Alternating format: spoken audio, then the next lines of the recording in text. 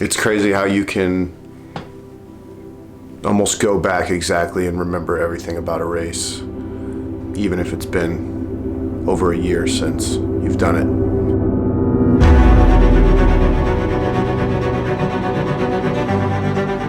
I think that's the power of these races, and doing anything that'll impact you and push you past your perceived limits.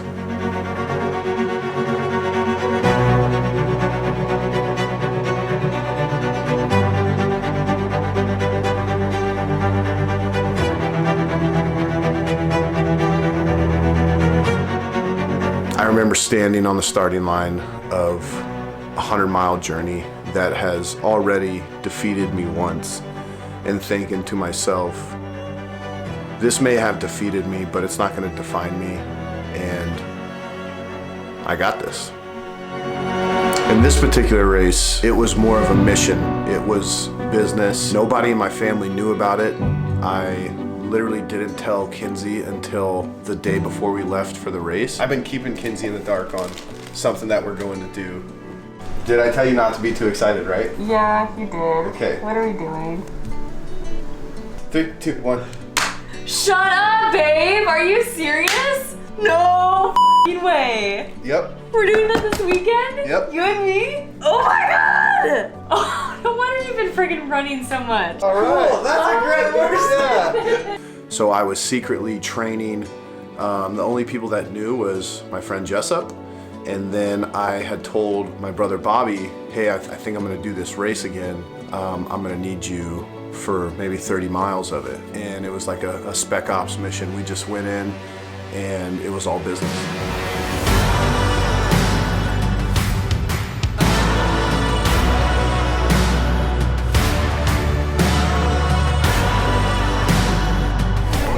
Ready to get this crewing on? I'm so ready. This is my expertise. Well, my first plan after this is to go to a cafe and find a nice breakfast. We'll charge some stuff. Charge all the stuff because they're all dead.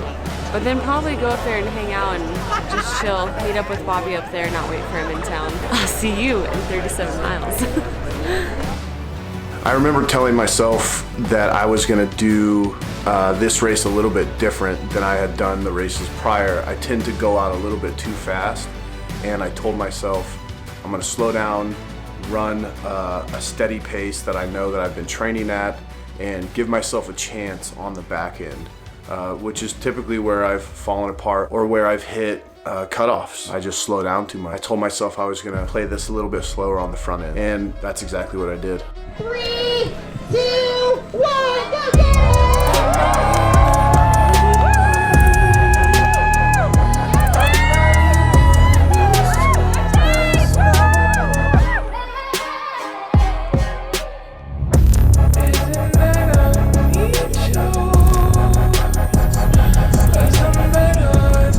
30% chance of scattered showers and thunderstorms, sunny and 87.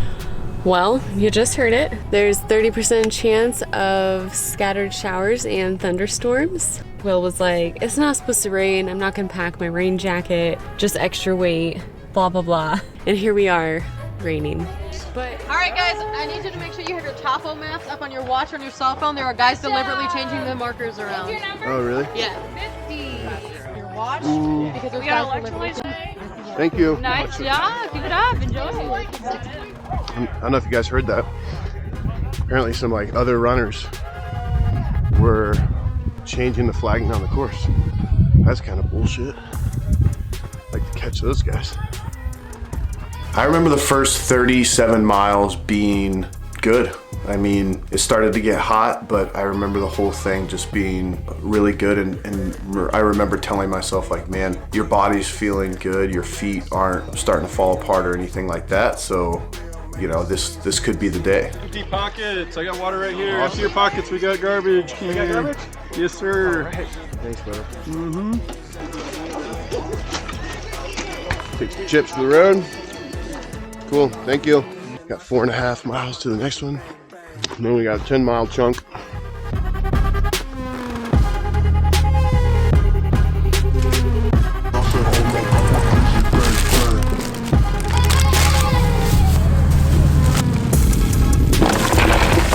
Okay, so Will made it very clear that he wants very cold drinks, coconut waters, just regular water, electrolytes, and some of his bladders packed full of ice and ready to go. And he also wants clean ice. So this cooler is gonna be designated for clean ice. Right now what I'm doing is just getting the ice, kind of preparing his bladders and his cold drinks. And then I'll also have like a clean cup to use so we're not digging our hands and stuff in there. So kind of a new trick we got from Badwater 135 this last year when Will went down with Bobby. So we're gonna try out for this race, Oregon Cascade 100.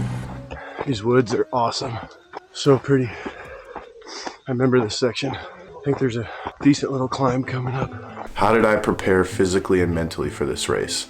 I work better in silence, with not a lot of noise, not putting a lot of stuff out there. So not telling anybody really allowed me to just focus on what I needed to do. And I also heard this interesting concept that when you put stuff out there, when you tell people that you're going to do this hard thing or going to do something, sometimes just the fact that people are saying, yeah, you got this, you can, you know, I know you can do this, like they're giving you all this affirmation before you've even really done anything. When you don't tell anybody, really that motivation and that drive stays with you through the whole time until you get it done.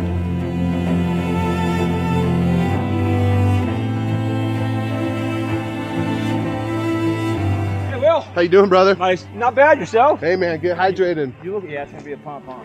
Yeah, it's good though. Yeah. That was a revive. They got a bunch of ice. Get some ice. Yeah. Are we pretty exposed? You know? I don't remember. Okay. Yeah. That's all right. Yeah. You could have lied to me. No, it's all Super Sadie.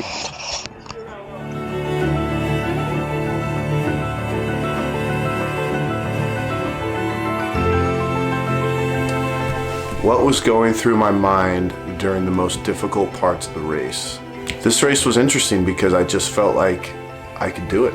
I never doubted that I wasn't going to get it done, even during the low points. I had Kenzie there, my new fiance, and my brother Bobby, you know, the two best people, and I never ever once doubted that I was going to get it done. Hey, whoa! Yeah! Whoa! Holy shit! I've been to this place once.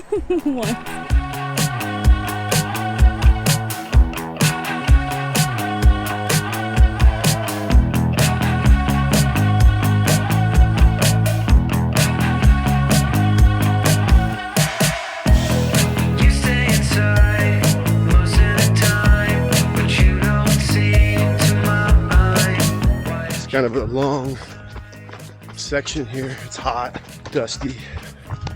10 miles between 21 and 31. A little bit of a grind. I was gonna tell you though, if you saw me out here filming, or if you did the Oregon Cascade, leave a comment below. I wanna hear what you thought about the race. I wanna hear about your experience. I wanna hear if you DNF'd or if you finished. Leave some comments. It's just cool to hear other runner stories. Back to the race.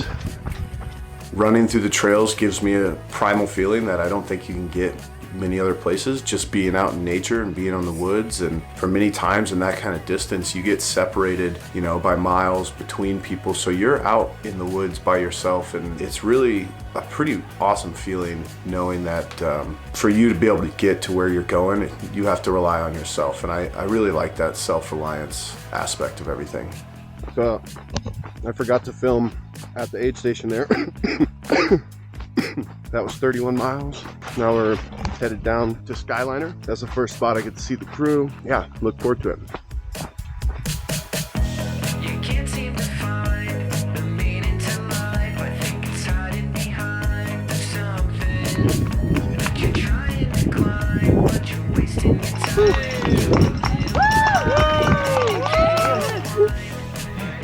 Yeah. Piece of shit.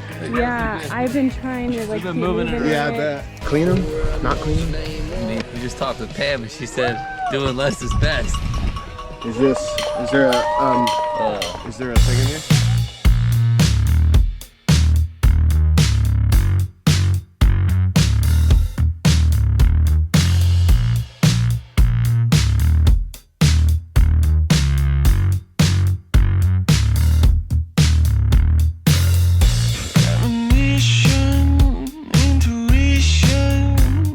I think it's important to take on challenges like this in your life because we are just surrounded by so many comforts. I've failed at these things a few times, but I keep trying and I keep putting myself out there. And when you start surrounding yourself by people who are willing to never give up even after they fail, you realize that starts to rub off on you, you know? So if you're hanging around people who are giving you the wrong energy, I would reconsider your crowd.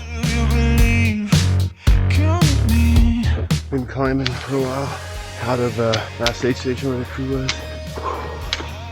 Highs and lows, man. Highs and lows. We're at mile 36, the aid station. Bobby is resting for a little bit, and I'm going up to a little bit closer to see if I can find him. Bring him back to the truck. I have mashed potatoes cooked and top ramen. But we saw him at 36 miles, so we're guessing about 3.5 to 4 hours for this section. He should be coming in soon. Hopefully I didn't miss him. He looked good last time.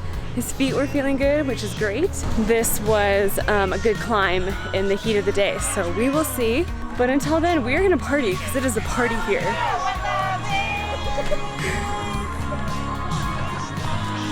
I want you to show me.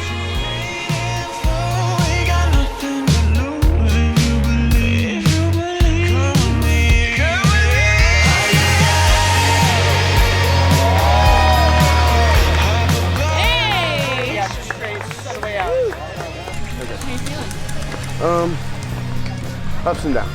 Okay. But Kind of like last time. yeah. You gonna get Bobby here? Yep, pick Bobby up. I need to get my feet clean Okay. because they're feeling a little gritty. Okay.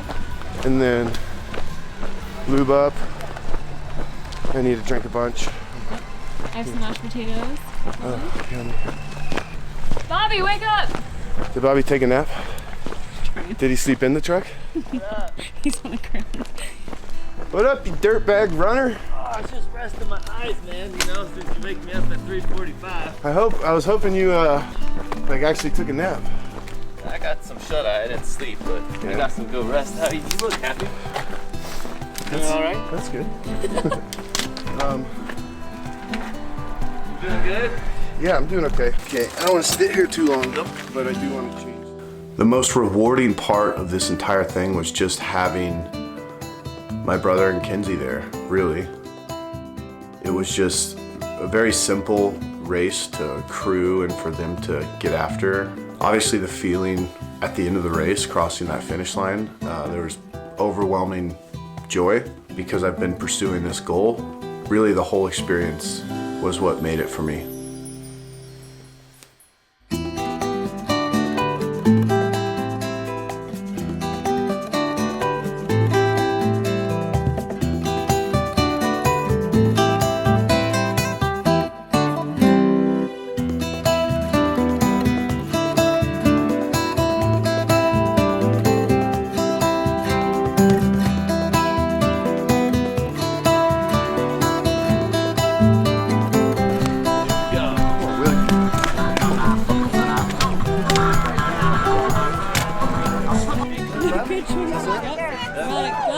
All right. We'll see you in a bit. Yeah, say bye to my girl. Love you. I'll see you in a bit. Okay. We're out. Okay, update. So Will and Bobby just left aid station 49. So he's halfway through this 100-mile ultra, and he's looking awesome. Other than just riding the highs and lows, which he came here to do, he feels great. His body feels good. His feet feel good. We took his shoes off and cleaned him up a little bit so that any grit that he was feeling, hopefully he can just kind of overcome that and it doesn't turn into anything more. Changed his socks, changed his shirt, got him well fed and hydrated, and he's off and moving. So I will see them again in about 7.2 miles. And Bobby's gonna keep him from 49 to 84. So he's gonna go about 35 miles with Will today. And then I will pick him up at 84 and take him home. I think this race has changed my perspective on failure and perseverance because it's been a few years in the making. It wasn't a quick thing, you know, it's been 3 years of me trying to accomplish this goal, and for me to finally get it done just felt just puts this tool in your bag for life. Not giving up on something and knowing that there's still more fight to be had tomorrow, even if you fail today. Is that coffee? Oh, okay.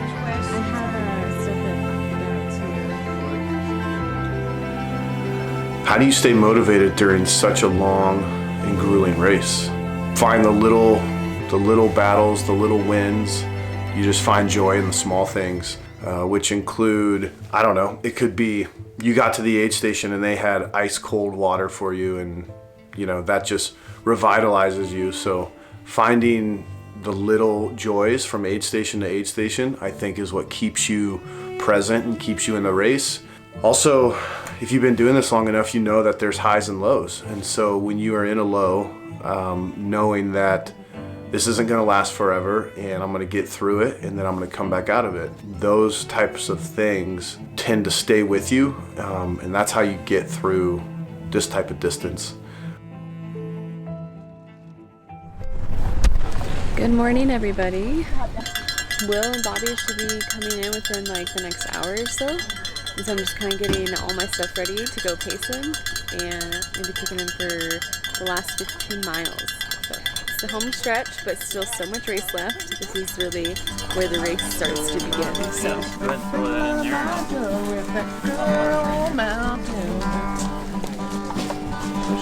Mama, if you fill my jug with that good old mountain.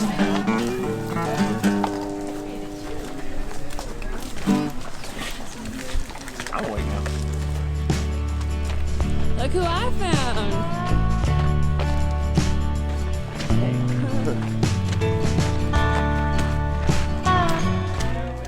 What do I hope others take away from my story and this journey? Just to not quit, just don't stop. My brother tells me that all the time. He said, you know, whatever you do, don't stop or don't quit. I think looking at the big picture, you know, I've come up short on maybe these goals of 100 miles a couple times. As a whole, I haven't quit, and I've accomplished my goal, and it's just the start. What are you thinking right now? Listen, yeah, it still looks like a long road. Final 5 miles. Yeah. Final 5 miles. It's been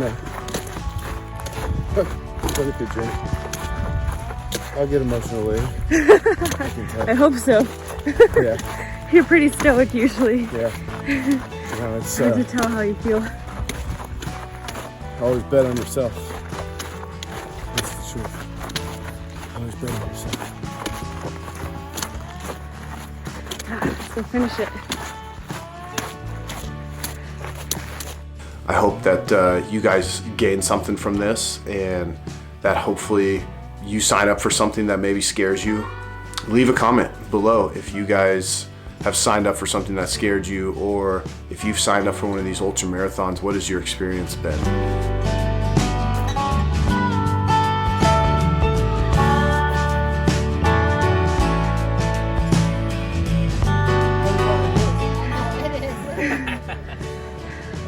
What's that feeling? Oh. Yeah. Look at that, baby. Woo!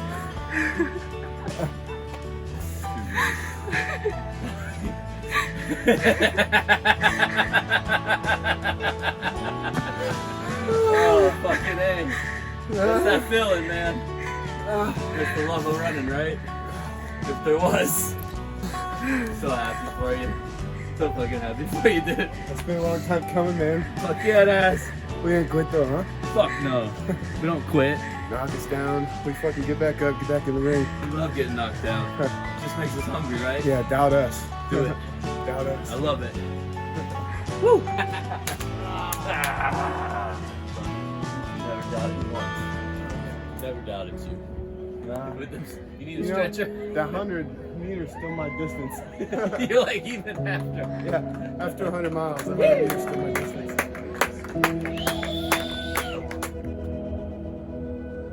Completing 100 miles for me was a big accomplishment for myself. I'm proud of myself for sticking with it.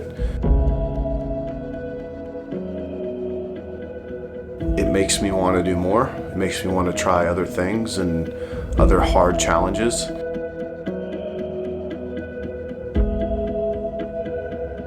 I think if you have low self-esteem or low self-confidence, signing up for something that scares you and you completing it is going to change your life. Even if you fail and you make the decision to go back after it, that's the kind of stuff that's going to turn your life around.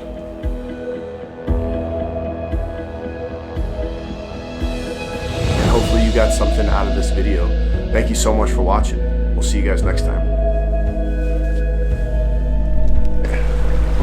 Ice cold creek right after the race. See how this feels. I was telling Bobby, it's funny, only hours ago I was able to run around in the mountains and now I can't even walk down the stairs.